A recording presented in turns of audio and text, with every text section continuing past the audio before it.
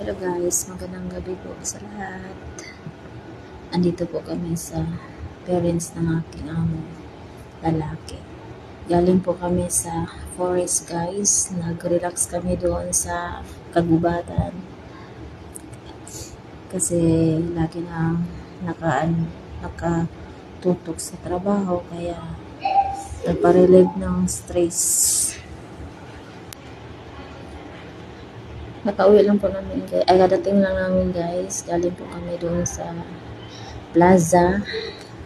Nagpaparelieve po kami ng mga stress doon guys, kasi lagi na lang kami nakatutok sa trabaho araw at gabi, kaya nagbanding po kami ng family ng aking amo. Kaya doon nag-sacrifice po kami doon. Grabe, sobrang saya namin doon eh. Pero hindi ako nakapag-video kasi bawal kasi silang mabidyohan. Sila lang nakapag-video. Pero natakpan yung aking mukha. Nakapost sa Snapchat nila. Naka 500,000 views tapos sila guys. So grabe. Kaso lang bawal eh. Sobrang saya namin kasi yung mga kapatid ng aking among lalaki na yung mga sister and brother niya. Kasama ko sa Sacris guys. Sabi ko, bumalik ako na noong nakaraang mga taon.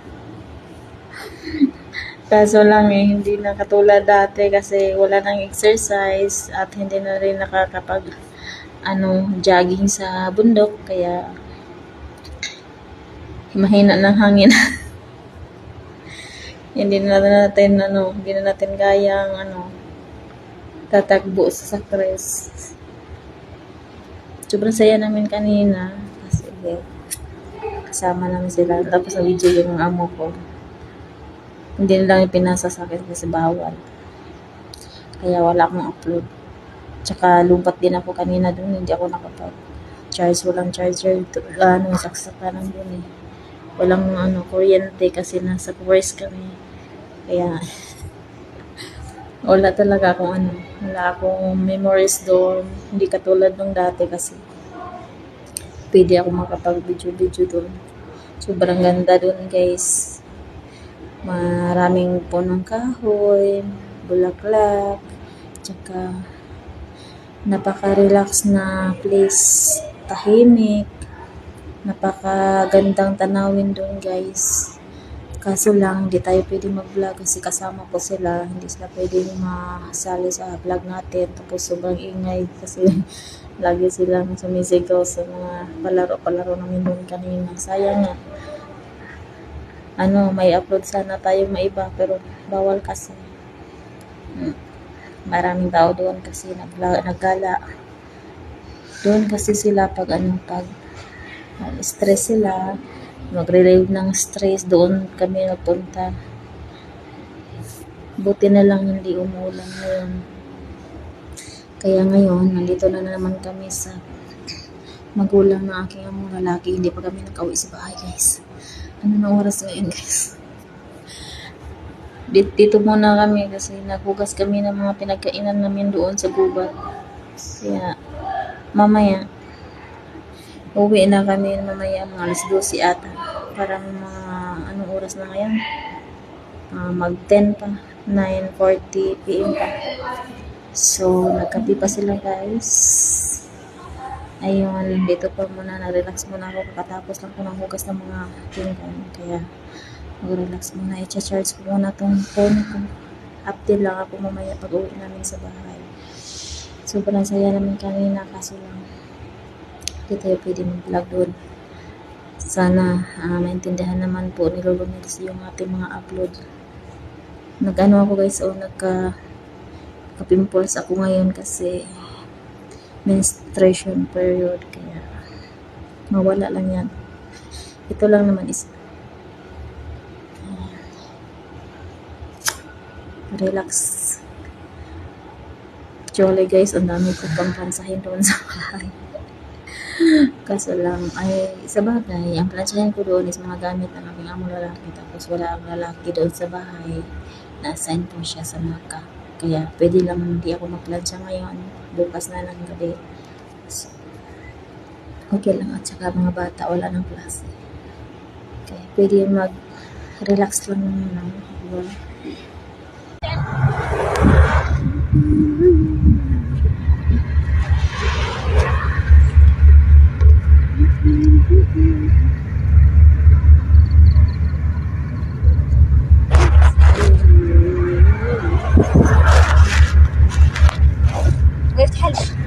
لا نفتحها 60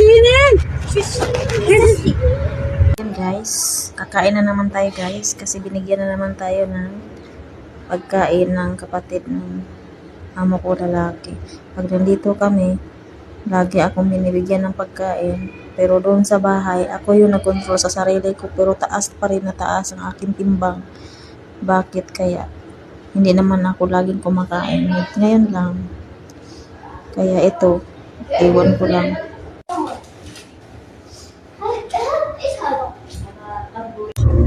شوية درجوش يمكن عجن سكين نبغى ايش يغني الجمال الطاغي انا ابغى الجمال الطاغي منحرم وصلك قلبي بعيد. وين جيت قد راحت؟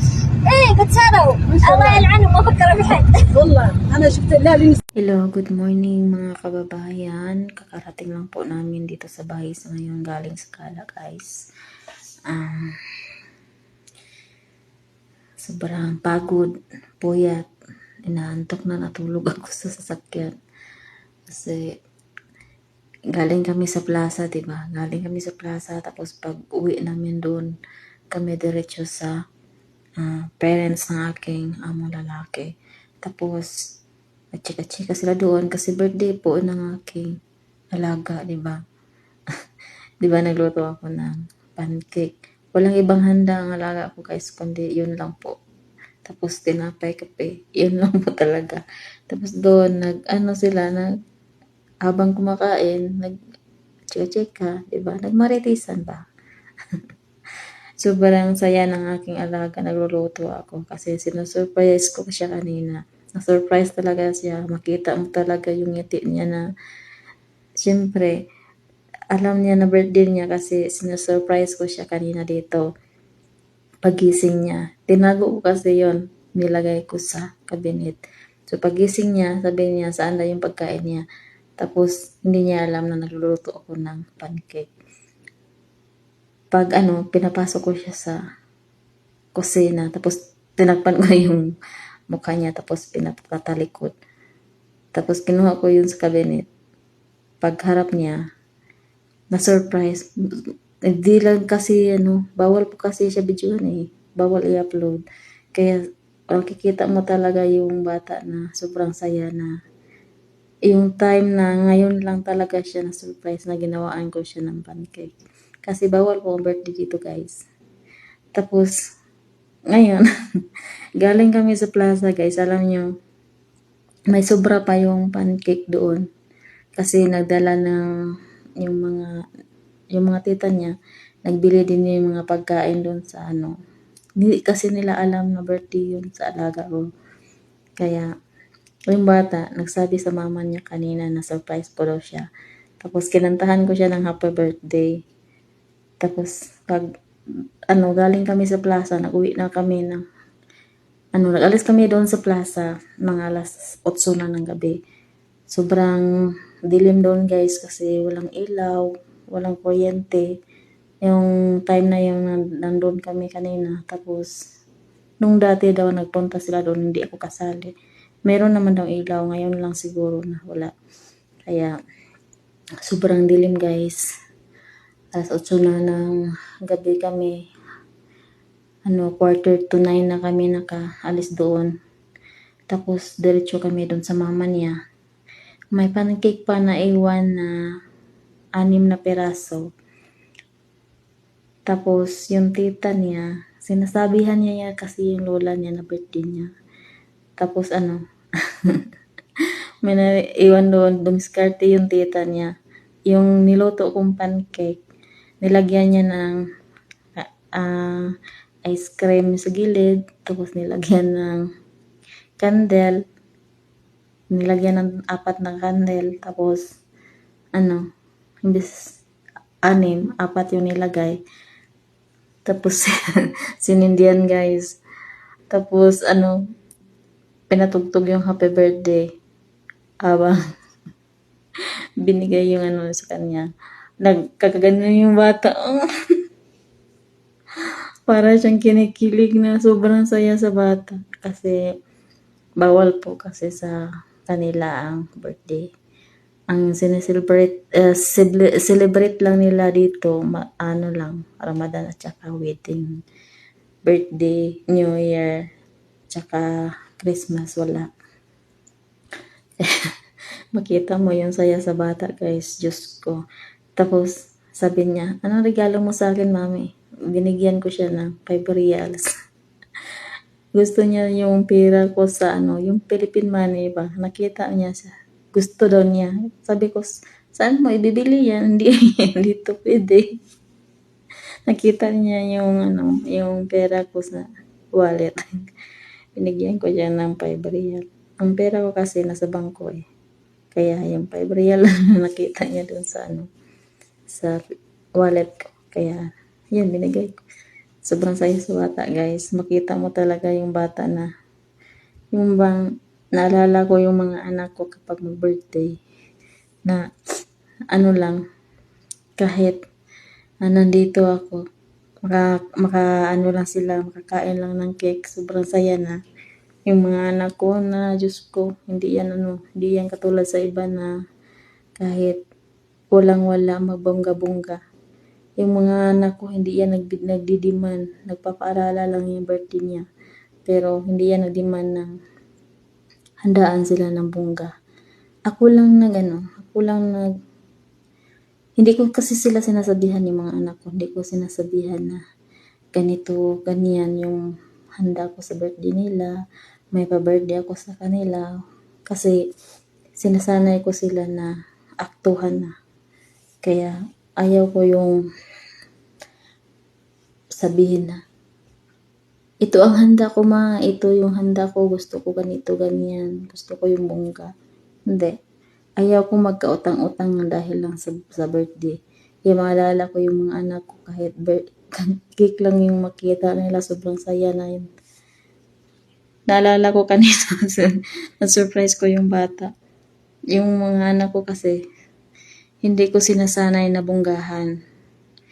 Yung yung kapag may extra lang talaga ako. Kaya, ayun. Minsan nga wala nga handa yung mga anak ko. Kahit nandito po ako. Ngayon lang yung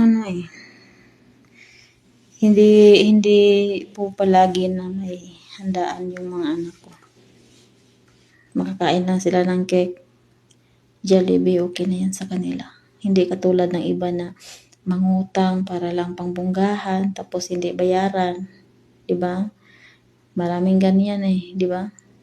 Dito, birthday ng alaga ko, kape tinapay lang.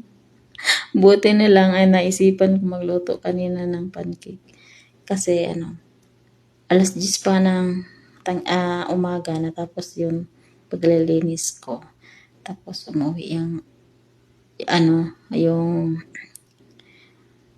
yung amo kong babae galing sa school kasi teacher yun. Umuwi siya ng 10:00. Tapos natutulog kaya nakaluto po ako. Tapos kanina nagluto ng kape. Ayun, dinala namin sa plaza. Alam nyo guys, sobrang saya ng bata guys. Nakakamiss yung mga bata noon na maliit pa sila. Makakakain lang, makakakita ng cake. Sobrang saya na. Diba? Ganyan yun. Tapos yung anak ko, pinasa ko sa anak ko kanina.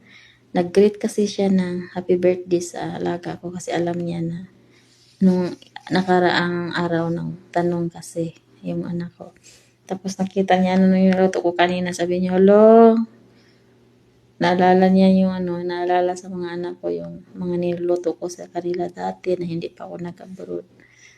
Sabi niya, nakakamiss yung luto mo lagi ka nagluluto sa akin, ganito, ganyan noon eh. Kaya, na-miss ng mga anak ko, nakita nila yung luto ko. Every 3 to 4 p.m. kasi noon guys, sa mga bata pa yan yung mga anak ko. Lagi ko silang nilulutuan araw-araw kahit sobrang busy ko sa tindahan. Busy ako sa trabaho, may hayop pa. Kaya, naalala ng mga anak ko na naluluto ako ng pancake. Di ba? Masaya ng alaga ko ngayon eh. Kala niya wala siyang wala siyang handa. At least, nalutuan. Di ba? Hindi kasi siya pwedeng guys, videohan. O picturean man lang para i-post. Hindi ako sa kanya kasi iniiwasan ko talaga yung bawal. Diba? Ayaw kong ipahamak ang sarili ko para lang ganyan. Para saan? Para ganito, ganyan. Ganyan talaga yung mga hindi ako katulad sa ibang katulong na kahit bawal ay ginagawa pa rin. Diba? So, ngayon guys, mag-iba naman tayo. Ay, kakarating lang namin at marami akong tupiin. Marami po akong plansahin. Nilabahan ko kahapon. Pero, alauna na ng madaling araw sa ngayon. Hindi na tayo magtrabaho kasi sabi ng amo ay matulog na kasi gising ako ng alas 4 magluto. May duty po siya. Kaya bukas na ang tupi, bukas na ang plancha. Kasi wala naman po si Busing dito. Hindi pa naka-uwi, naka-duty sa mga guys.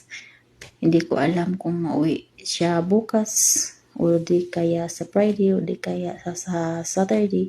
Kasi nandyan yung sasakyan. Sinundo lang pala siya dito sa patrol. Ayan. Martes po ng madaling araw siya umalis.